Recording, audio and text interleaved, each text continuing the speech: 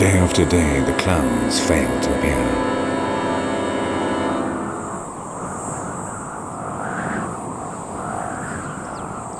The desert seems to gradually eat into the savanna, and the dust piles up like desperate emissaries in search of rains that refuse to come.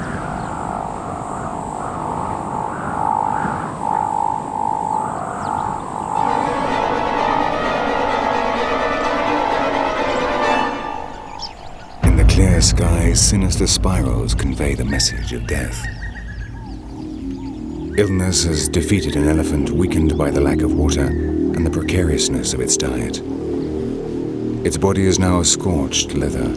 The folds of its skin are like wrinkled mountains of a landscape tormented by the drought. Even the most powerful succumb to the power of the sun.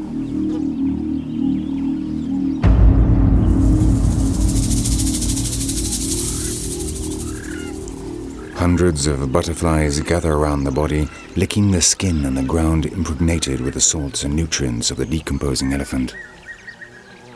In Shaba, nothing goes to waste. Death generates life. The cycle is complete. And again, God and the devil appear by turns, becoming one.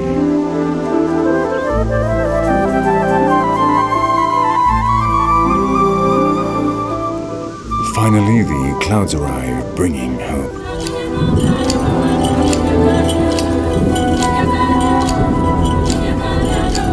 Huge cumuli form over the parched savanna, and 3 years late, finally release the long-awaited rain.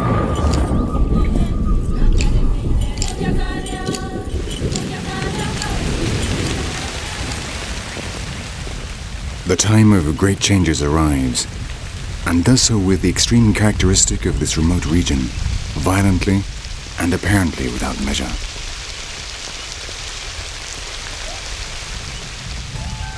And the rains perform a miracle here at the edge of the desert.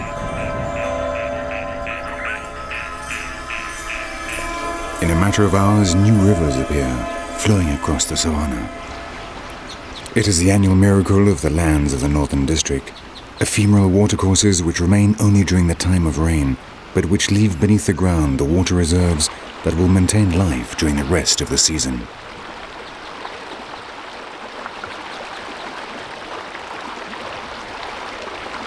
To the south, the clouds release enormous quantities of waters over the Aberdare Mountains and Mount Kenya, and shortly after arrive in Shaba in the form of violent floods. The only permanent river in the Shaba region again flows with force, carrying the sediments to which it owes its name. Ewasonengiro, the river of the brown waters.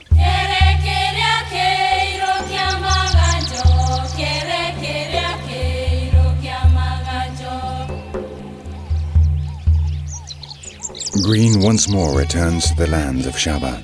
In just a few days, it changes from a hell into a paradise.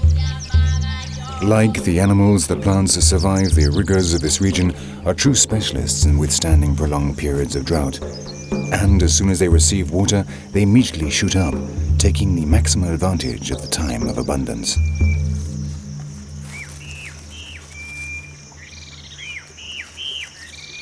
There is now water all around.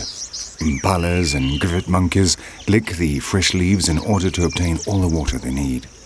For a few days, they will be able to avoid the risk inherent in going to drink at the exposed clear banks of a river like the Ewasonengiro, in which, moreover, there are crocodiles.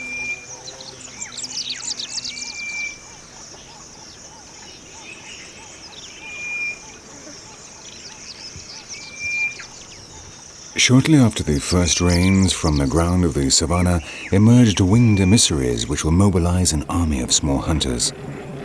With the humidity, the termites fly out from their underground homes, and their presence attracts the avid predators of miniatures.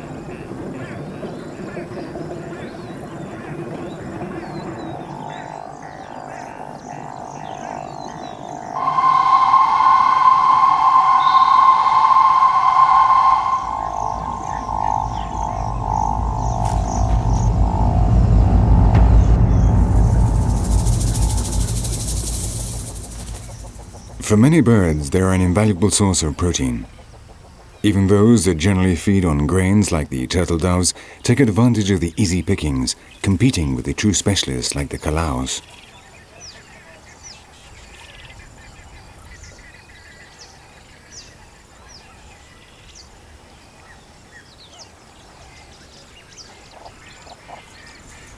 The sunbirds catch some termites, despite the fact their beaks are designed to sip the nectar from the flowers. It is so narrow they cannot swallow the termites with their wings still attached, so unlike the calaos and other specialized birds, they have to remove them before they can eat.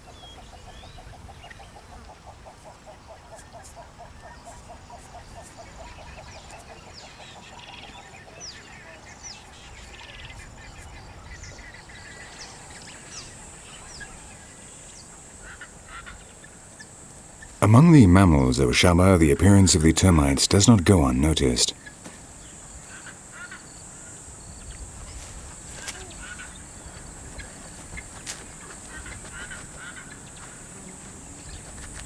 For the dwarf mongooses, the best adapted to arid regions, these energetic insects form a considerable part of their diet.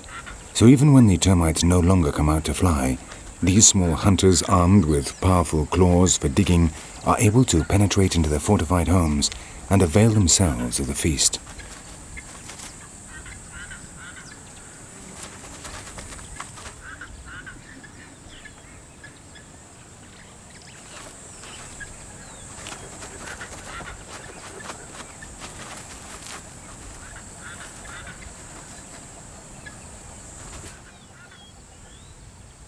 The rains completely change the landscape of Shaba.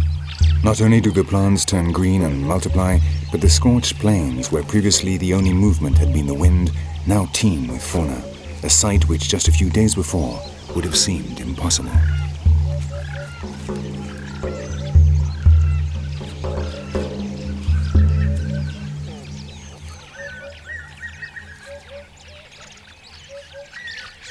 The secretary birds are hunters adapted to the open savanna. Their long, thin legs may give the wrong impression, because the secretary birds, despite their appearance, are birds of prey. In other words, they are great hunters.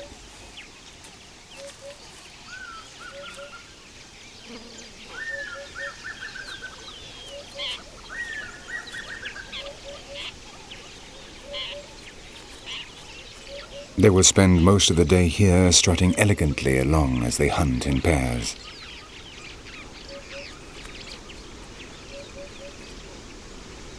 Attracted by the insects that have come out with the rains, a black kite joins in the feast.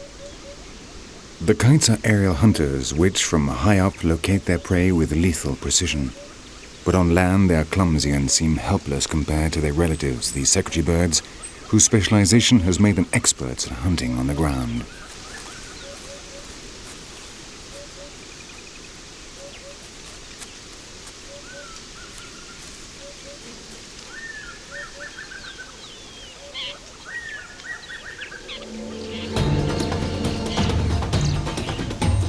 The diet of the secretary birds includes everything from small insects and birds to rodents and even some small felines.